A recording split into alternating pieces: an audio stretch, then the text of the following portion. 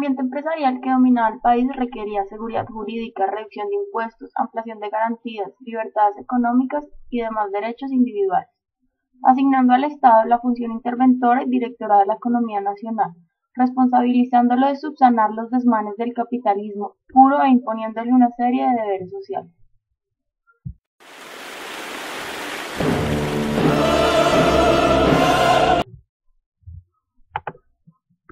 El primer presidente liberal del siglo XX fue Layarreta, periodo 1930-1934, elegido en un momento en que el precio del café había bajado en un tercio del que tenía en 1928. Con la merma en los ingresos del primer producto de exportación, los préstamos de Estados Unidos se paralizaron y el país entró en una severa crisis económica. Una serie de disputas fronterizas ensombrecieron el panorama internacional, en especial el conflicto con Perú por Leticia, una franja de tierra que le permitía a Colombia el acceso al Amazonas mediante el Tratado Salomón-Lozano de 1922. Unos 300 civiles peruanos intentan ocupar Leticia y el gobierno colombiano ordena 1.500 soldados al conflicto. El conflicto desemboca en una lucha que queda zanjada con un acuerdo entre los dos países, con la mediación de la Liga de las Naciones, que le otorga plena soberanía a Colombia sobre el terreno en disputa.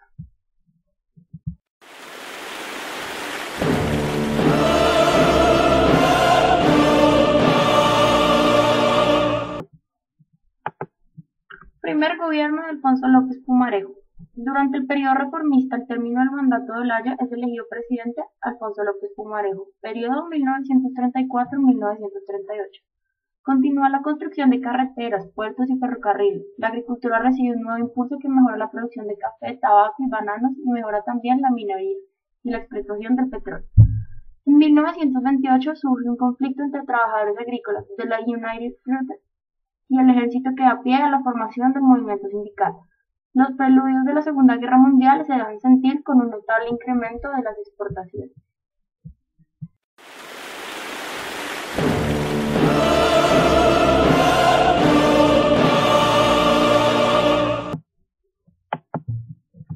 Cumplió el periodo constitucional de López, fue elegido para ocupar la primera magistratura Eduardo Santos, con el apoyo de los liberales moderados y los conservadores opuestos a la revolución de marzo de López. Santos mantuvo algunas de las políticas de su predecesor, impulsó la agricultura, la industria y el capitalismo, mejoró mucho las relaciones con la Iglesia Católica y el gobierno de Estados Unidos.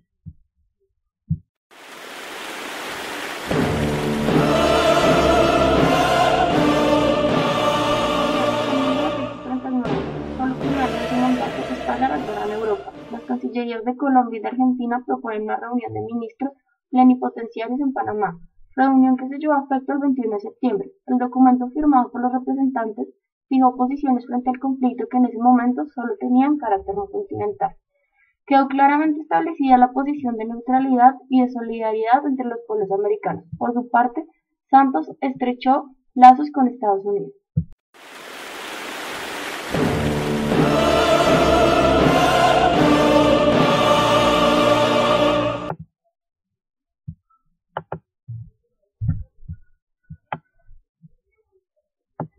En la población colombiana había un tácito reconocimiento de los aportes que empresarios alemanes hicieron al comercio en la rama de productos científicos y el hecho de ser pioneros en la aviación. La empresa Sociedad Colombo-Alemana de Transportes Aéreos fundó en Colombia un servicio de transporte de carga y pasajeros que fue muy exitoso. Los colombianos admiraban a los alemanes en tal medida que hasta hubo proyectos para promover la inmigración alemana para poblar la Guajira, compensando así la proliferación de razas africanas. Sin embargo, al igual que en los demás países latinoamericanos, el fascismo cautivó a un gran sector de la población, en especial Benito Mussolini. En Colombia, las cercanías de grupos al fascismo italiano, al nacionalismo social, alemán o al falangismo y al franquismo español, por ejemplo, la Legión de extrema derecha de Bucaramanga, suscitaron un especial temor, particularmente en Estados Unidos, de que en Colombia se crease una quinta columna proclive a los intereses alemanes en la Segunda Guerra Mundial. Como resultado, se elaboraron listas negras, que incluían sociedades comerciales y personas naturales. La lista implicaba la imposibilidad de mantener relaciones comerciales y se confinó en un campo de concentración en Fusagasugá a un buen número de personas destacadas por su ideología filofascista, incluyendo especialmente a inmigrantes italianos y alemanes.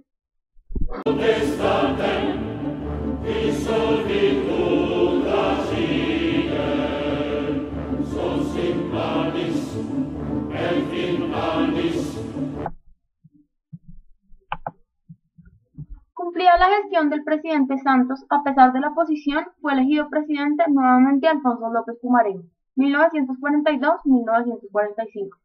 López ya no tenía mayores problemas con los simpatizantes nacionalsocialistas y fascistas, pues en Fusagasugá y en Villeta estaban recluidos todos los alemanes, japoneses e italianos que no pudieron bajar a sus países a tiempo o que no quisieron hacerlo para estar enraizados en Colombia. El 26 de noviembre de 1943, López Pumarejo declara la guerra a los países del eje, y los conservadores, liderados por Álvaro Gómez, ofrecen seria oposición por la política exterior del presidente.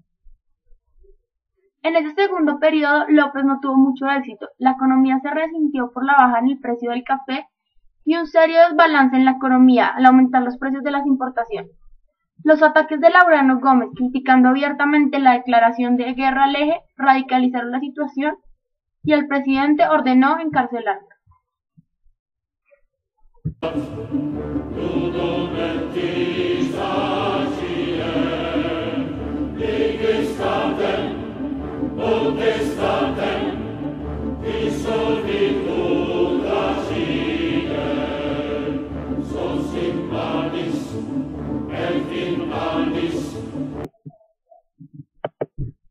Durante los primeros años de la guerra, Colombia, al igual que Estados Unidos, se mantuvo neutral con cierta inclinación por la causa aliada.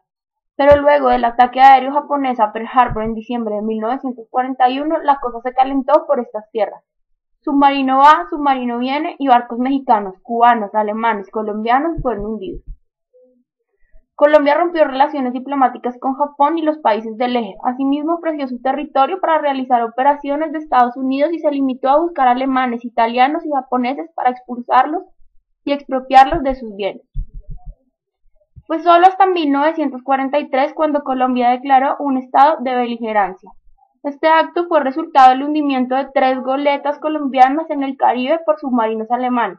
A decir verdad, la beligerancia declarada no trajo grandes novedades.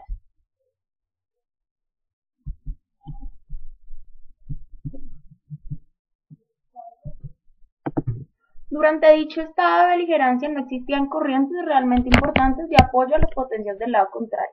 La Italia de Mussolini despertaba ciertas simpatías como país católico y latino, pero la Alemania de Hitler era el líder incuestionable del llamado eje, y aunque la cultura y la tecnología alemanas inspiraban admiración, la ideología nazi era cosa muy distinta. Con sus ribetes de paganismo, racismo extremado y demás extravagancias, el nazismo recibía la condenación de todos menos de unos pequeños núcleos de fascistas criollos. Muchos liberales insistían en que Laureano Gómez, jefe máximo por entonces del conservatismo, era admirador de Hitler. Y efectivamente aplaudía algunas cosas que hiciera el dictador alemán, pero Gómez tenía serias reservas respecto a la doctrina nazi y no pudo olvidarse de que Alemania también había sido cuna de Lutero. Ya que Gómez tampoco era muy amigo de anglosajones, su verdadera preferencia habría sido una rigurosa neutralidad o una política de no alineación, como se dice hoy día.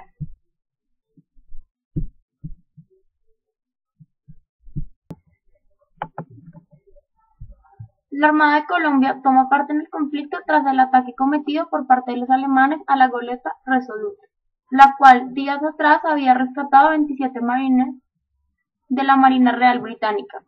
A raíz de esto, el gobierno colombiano decidió patrullar las costas pacífica y atlánticas para evitar más hundimientos.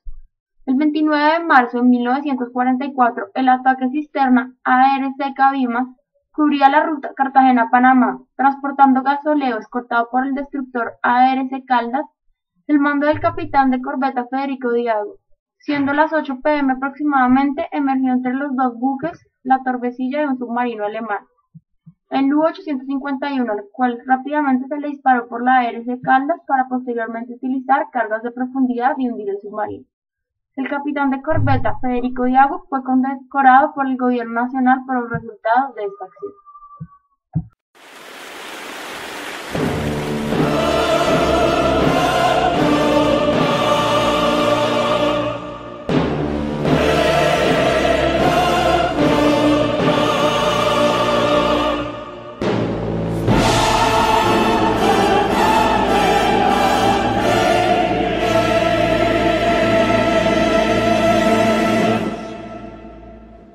Semper Regis, ad Regis,